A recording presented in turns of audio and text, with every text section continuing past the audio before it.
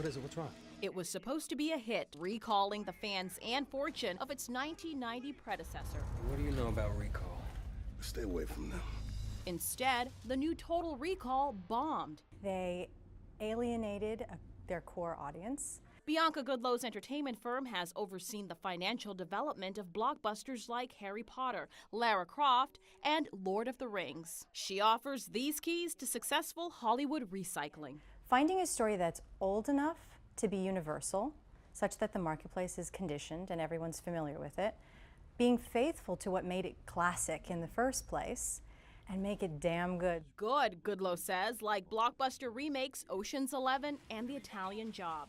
Very smartly and shrewdly, I think the studios pooled together a strong ensemble cast that appealed to a broad demographic, and they set them in international locations that appealed to global audiences. I'm not sure these belong to me.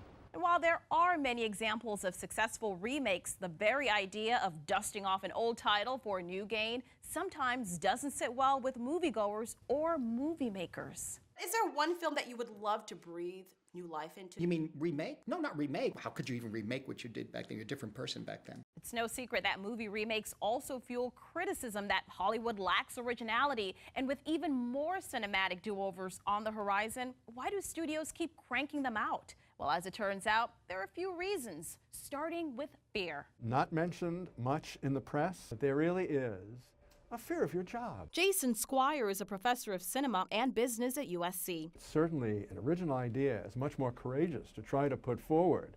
And if that doesn't play at the box office, that's a tough one. And when things get tough, like back-to-back Flatliners, Arthur, and The Three Stooges, you need to look for cover. It was a classic universal story. It has worked time and again. It should have worked. It wasn't my fault. Aside from fear, nostalgia can be a driving force. Yes, there are directors, in fact, who have remade their own movies for that reason. Sometimes new technology motivates an update. Like Planet of the Apes. The CGI was on the vanguard of filmmaking, and it was just a very well done movie. Can't say that about Footloose. And finally, some of the world's biggest remakes don't feel like remakes at all. I'm Elise. Movies like The Tourist. A trend has been to acquire the English language rights to a popular movie in a local language. And these are remakes.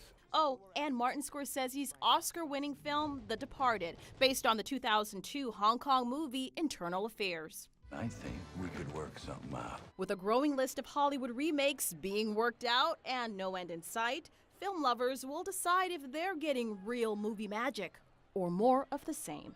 Corinne Winter, CNN, Hollywood.